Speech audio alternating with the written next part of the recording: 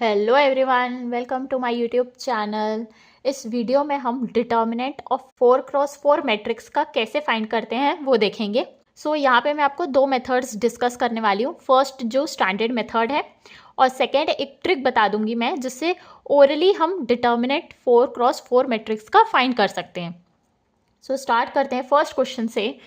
Find determinant of the matrix. ये है हमारी 4x4 मैट्रिक्स, यानी कि 4 रोज है और 4 कॉलम है। ये आपके 4 रोज हो गए और 4 कॉलम हो गए।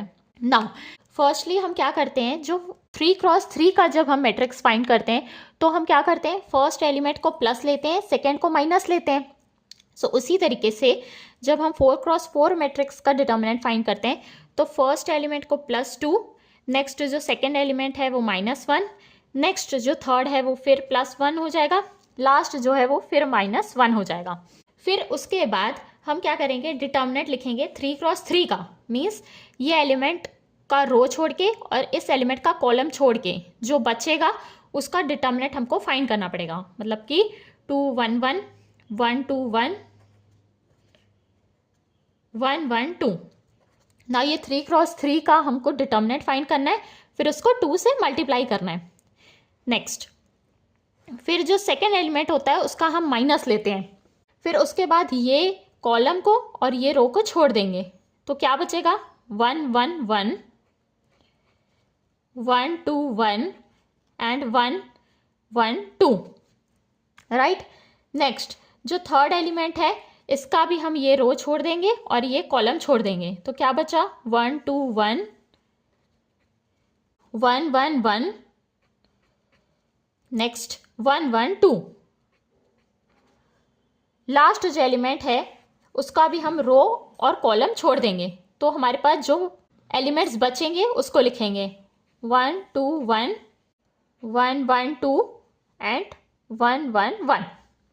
नाउ अब जिस तरीके से हम 3x3 का डिटर्मिनेंट फाइंड करते हैं उसको फाइंड करेंगे, फिर ये जो बाहर नंबर्स लिखे हैं उससे मल्टीप्लाई करेंगे और फिर सीक्वेंटली प्लस माइनस कर लेंगे तो जो वैल्यू आएगी वो हमारी डिटर्मिनेंट होगी। ये हो जाएगा, दिस विल बी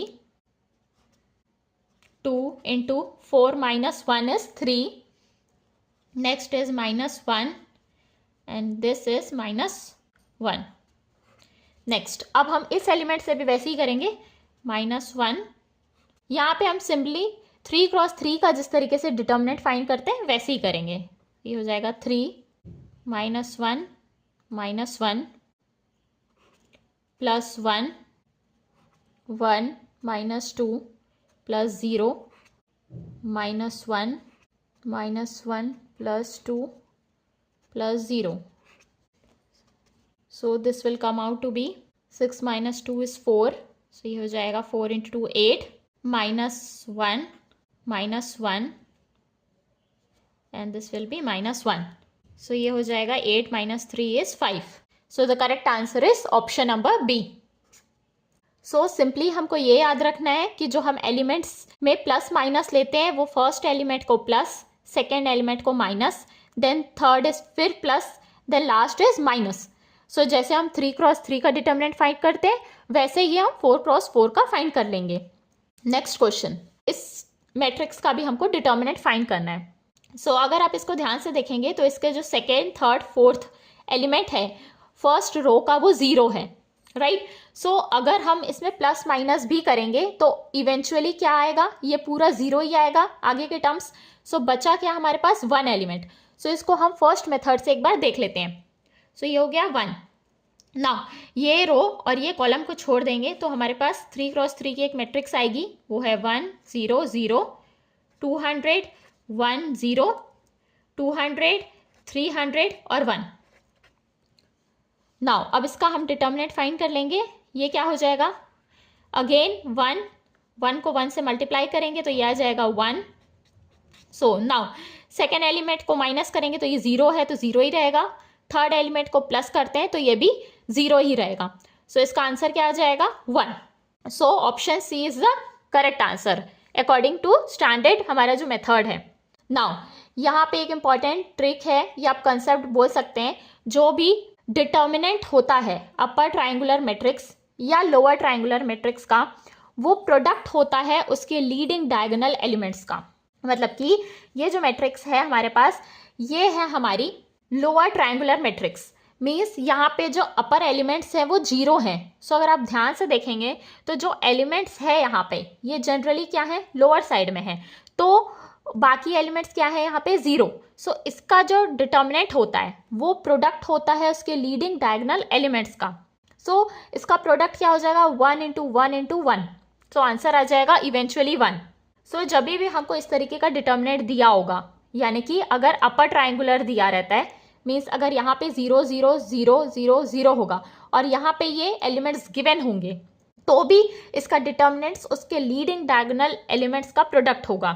सो यहाँ पे मैं लिख देती हूँ आपके लिए, ये है हमारी अपर ट्रायंगुलर मैट्रिक्स इस तरीके से।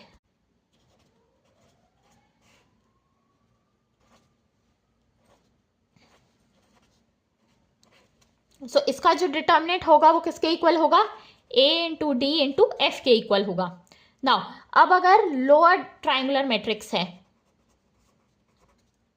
मीन्स लोअर साइड में हमारी मैट्रिक्स है, सो ये हो गया u v w x y z, बाकी एलिमेंट्स हमारे 0 हो जाएंगे। तो इसका जो डिटर्मिनेंट है वो किसके इक्वल हो जाएगा, u w × z। नेक्स्ट अगर डायगोनल मैट्रिक्स है, डायगोनल मैट्रिक्स में क्या होता है, सिर्फ डायगोनल्स में एलिमेंट्स होते हैं और बाकी सब 0 होते हैं।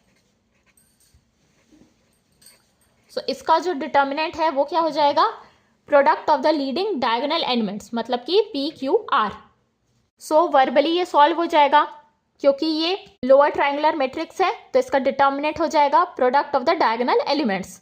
सो ये answer will be come out to be 1। Next determinant of the given matrix, इसमें भी हमको डिटर्मिनेंट फाइंड करना है। ये भी 4 × 4 का मैट्रिक्स है। सो अगर आप ध्यान से देखेंगे तो ये भी एक अपर ट्रायंगुलर मैट्रिक्स है। सो इसका डिटर्मिनेंट क्या हो जाएगा, product of the leading diagonal elements.